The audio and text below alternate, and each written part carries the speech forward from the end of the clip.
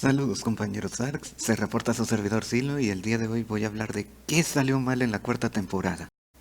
Antes de comenzar tengo que aclarar que estoy consciente de que hacer un videojuego o hacer una historia no es trabajo fácil. Y también estoy consciente de que cada promo que sacan, cada movimiento que hacen en la historia, todo lo hicieron desde la perspectiva del mercado japonés. Dicho esto, comenzamos. Muy bien, primero comencemos con los puntos positivos. La temporada en sí tuvo buenas ideas. El concepto de que el éter es la energía del pensamiento y que los Phantom están hechos de eso, y la idea del origen de la madre Cluster se me hicieron estupendas. Definitivamente le doy el mérito de que esta temporada fue la que más actualizaciones tuvo en la historia. Punto número 3. Buscó experimentar. Aparte de todo lo que trataron de hacer con la historia de esta temporada, también hicieron diversos experimentos en materia de jugabilidad, pero eso ya es cosa para otro video.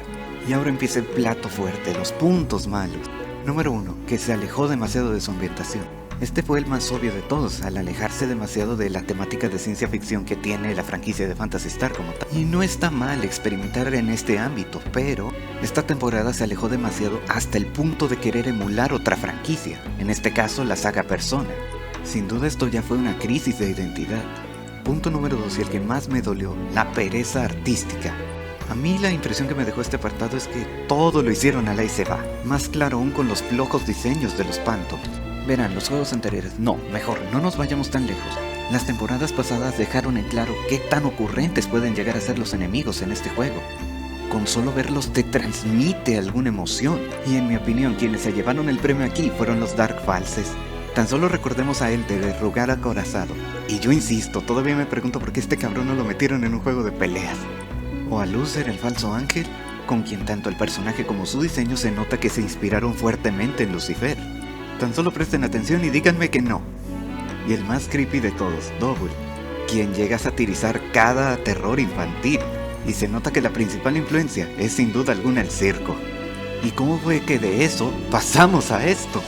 En mi opinión, el punto más bajo al que pudieron llegar esta temporada fue hacer un raid en el cual peleamos contra un buque de guerra sin chiste. Díganme, ¿este jefe realmente les llega a transmitir algo? ¿O los minions que vieron en la primera parte les transmitieron algo? Ya un año después de que esta temporada acabó, surgió una entrevista en la cual Satoshi Sakai, el director, comentó que para esta temporada habían contratado artistas externos. Yo solo veo dos posibilidades aquí con respecto a por qué los Phantom tienen diseños bien X. 1. Esos artistas externos simplemente eran nuevos talentos los cuales pues terminaron decepcionando desafortunadamente. O 2. Ya para no pensar mal de ellos, simplemente el equipo creativo cometió el gigantesco error de no darles un precedente de lo que había salido antes. En fin, ya pasando los corajes, ya mejor paso al siguiente punto. Personajes genéricos. Algo que tengo que decir es que específicamente todos los personajes que son de la Tierra no convencen, ni los buenos ni los malos. Por el lado de los malos, los villanos simplemente son patéticos. En ningún momento puedes tomarlos en serio como una amenaza. Y por el lado de los buenos, básicamente son protagonistas genéricos. No aportan nada nuevo, la verdad. O llegan a ser memorables. Y en la opinión de un amigo que es muy aguerrido para ver animes del momento, la única personaje que se le hizo rescatable fue sin duda alguna esta Cory.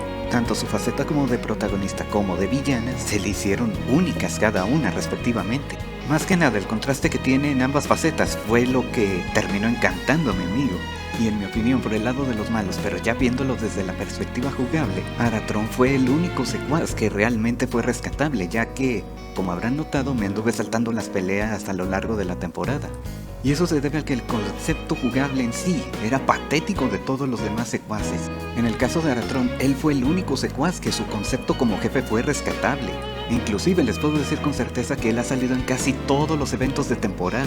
Y en cuanto a los demás secuaces, sus apariciones fuera de la historia son muy contadas realmente, dejando en claro que el equipo creativo no los quiere. Eso sí, de cuando en cuando salen protagonizando un evento de temporada, pero nada más. Punto número 3, la falta de un objetivo.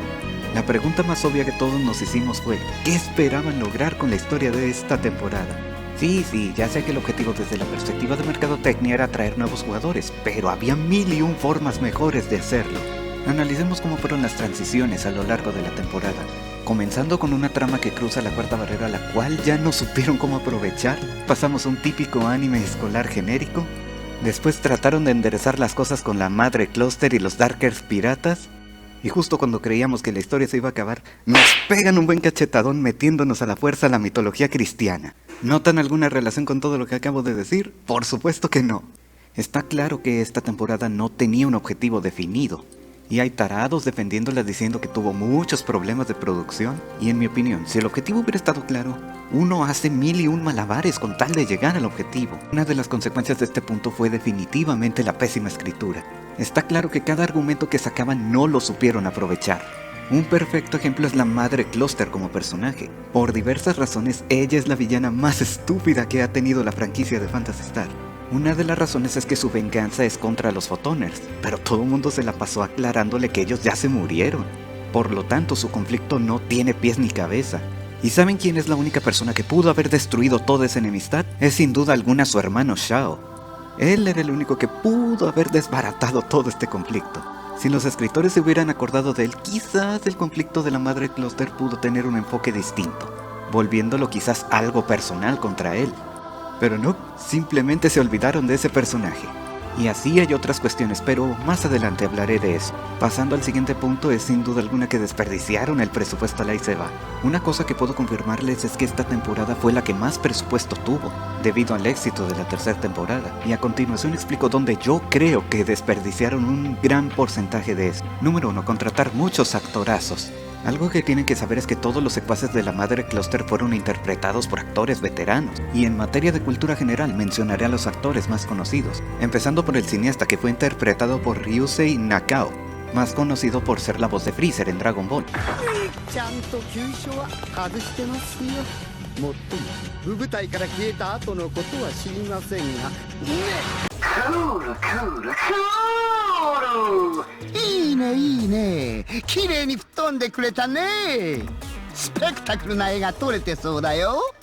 El segundo actor es Takehito Koyasu, conocido principalmente por ser la voz de Dio en los JoJo's.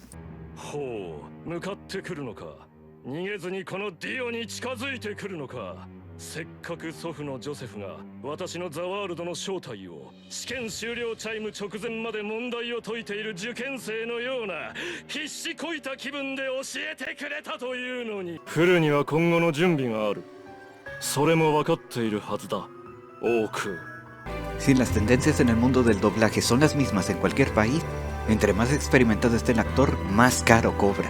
Aunque este último punto no me lo tomen 100% verídico, ya que yo no tengo manera de saber realmente los presupuestos de Sega. Simplemente especulé un poco las cosas en este aspecto.